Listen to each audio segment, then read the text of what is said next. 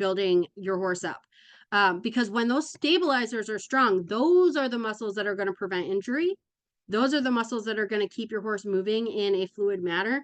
And those are the ones that are responsible for creating those intricate movements that are at the upper levels of what we're doing. Whether that means whether you're trail riding and your horse needs to be able to very agilely maneuver its feet over rocks and limbs, up and down hills and around mountains and whatever, or if you're out roping and herding cattle and they need to be able to stop, go, switch back and forth, or you're jumping or doing upper level dressage. It doesn't matter what you're doing, those stabilizing muscles are the muscles that they need and rely on the most.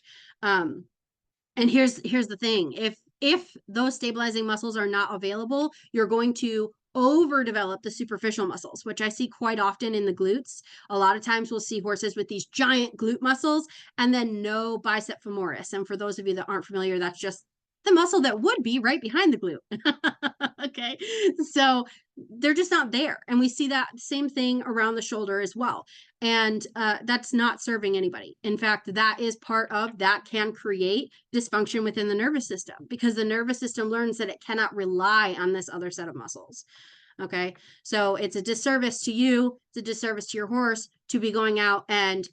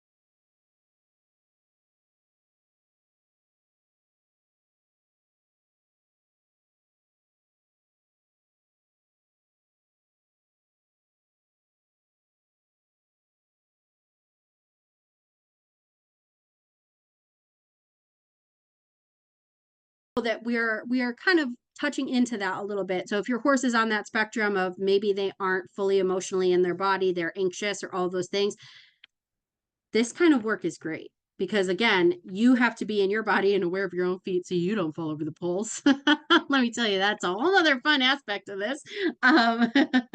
And also they have to be present with you. So you guys get to create these moments of coming together and building a better horse.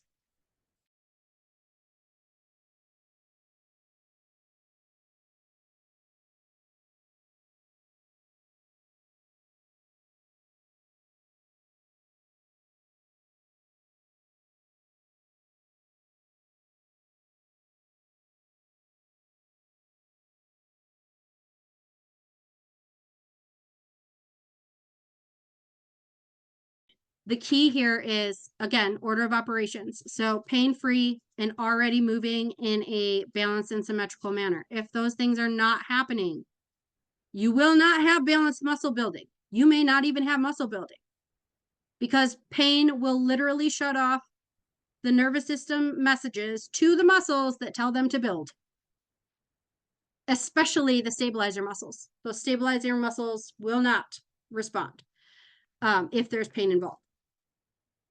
So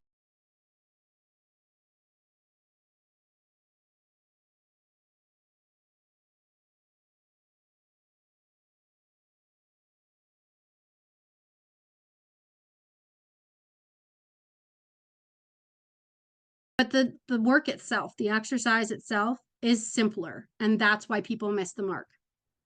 That's why everybody is missing it, is because we are in a hurry to go put on, and I think there's pressure. We're in a hurry and there's pressure a little bit from that old style cowboy routine of just go put some miles on them, get them saddle blankets wet. Okay, there is something to that. It worked for a really long time, we guessed, but like how symmetrical and balanced were those cowboys horses? And I can tell you again, when you take that initiative, or when you're just in a rush and you're like, nope, we got to go build muscle, that means that we're riding 4 hours a week and we're doing groundwork for maybe an hour or two a week as well. If you go out with that mentality, you're going to build the superficial muscles. You're not going to have a balanced horse. You're going to end up with lameness in the end.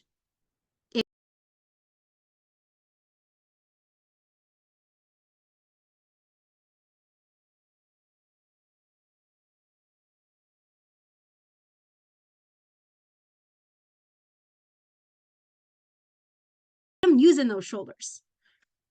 I mean, it's just like you, right? If you had frozen shoulder, you would go to a physical therapist and they would guide you through exercises.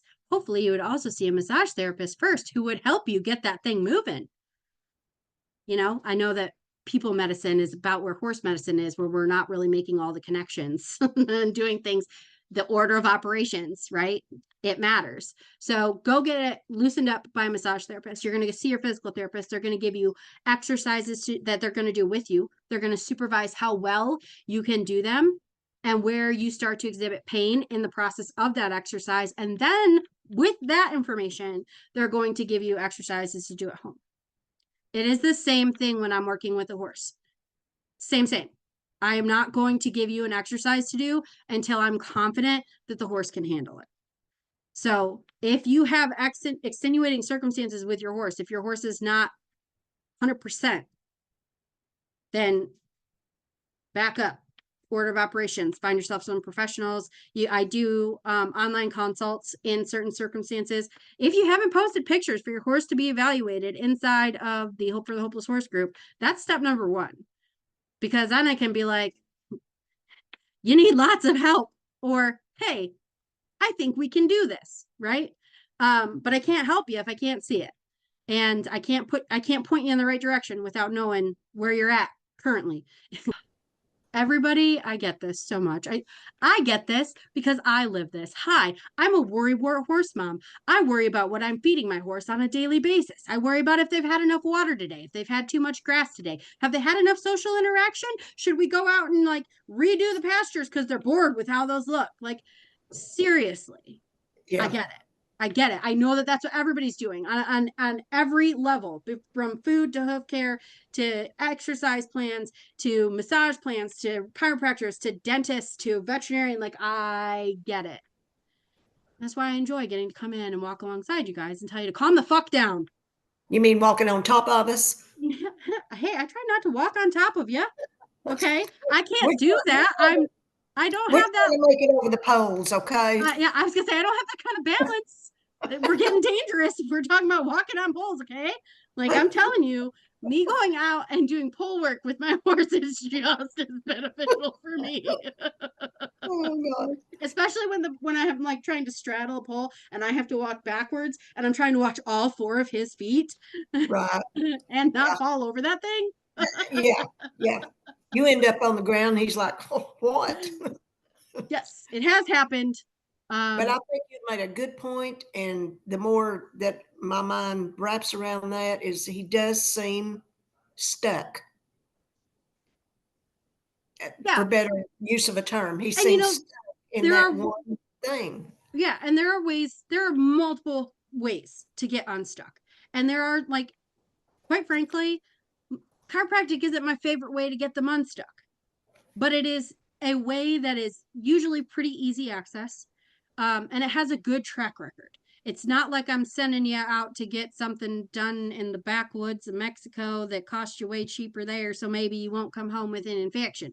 I'm saying that you're going to go to get your horse is going to go get a chiropractic adjustment. They're going to walk away better. There might be a gentler way to go about that.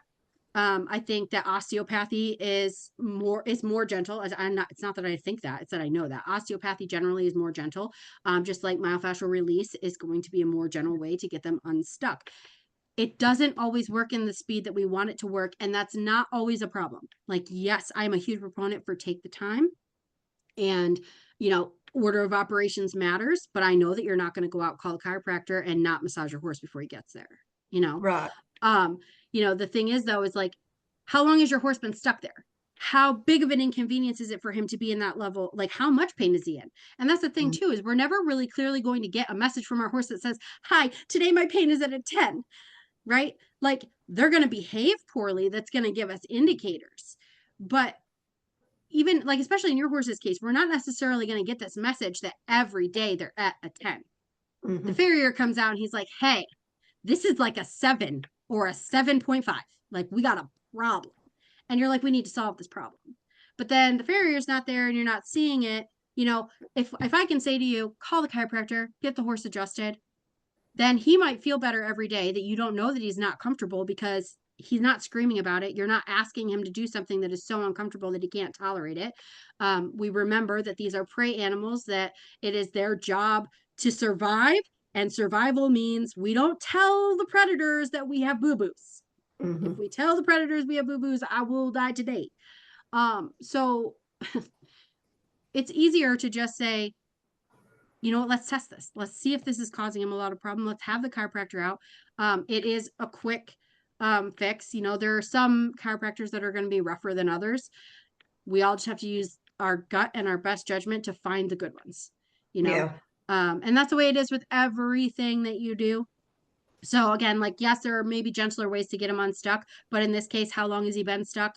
Is it Right. worth trying to find that other solution, or is it worth going to something that is most likely going to solve the problem the day you make the appointment for? Yeah. Right. And Because then I've used from, that and everything, you yeah. know.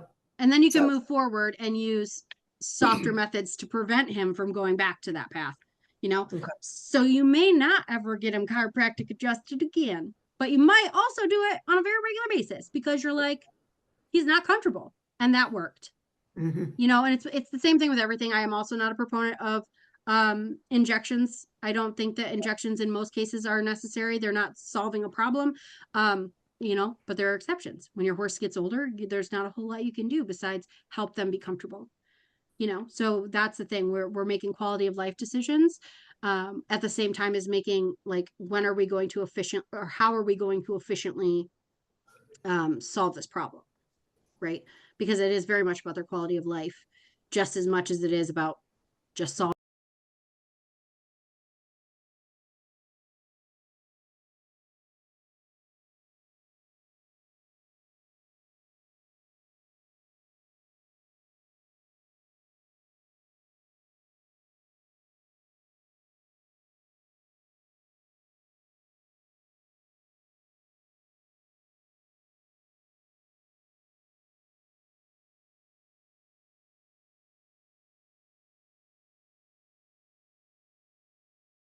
Thing that I see that holds people back. We have this like weekend warrior mentality where they're like, I go out Friday, Saturday, Sunday, and we work the hell out of them, and then that's it for 4 days. They don't do anything. That is also very detrimental to them. That in itself is not going to help build muscle. It's going to slow things down. Um, so one of my favorite things to tell my clients, because everybody gets stressed out about, I don't have time to work the horses every day and blah blah blah, and work and kids and schedules. 15, 20 minutes, 3 to 4 times a week. 4 times a week would be ideal.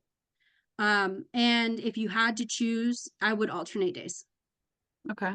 And I wouldn't necessarily say it has to be consistently every other day, right? Sure. We Right. just want to avoid that whole work them 3 or 4 days really close together and then do nothing. Right. And if you do, like, if that happens where you're like, I can't do 3 days in a row, 'tis not the end of the world. Especially in the beginning when we're starting with a lot of walk work and ground pulls and at the walk and things like that. It's not as stressful. When you start to get up there with ridden work where we're literally putting miles on, Yeah. then we need to be more concerned about any time you're going to take more than a day or two at a time. Right. But it also depends on what your horse is used to. Like, so for example, my family has the race horses. Okay. Those horses are going 3 to 4, sometimes more miles a day. It's long, low, slow work, right? That's their consistent work. And then they'll have maybe 2 days, definitely one day a week where they're gonna go fast, and they're gonna it's gonna be more like 12 miles that day. And 3 of them, hopefully only 2, but sometimes 3 of them end up being at speed. So they're going to be more exerted that day, and they'll get a day off after that. And then they go right back into slow work.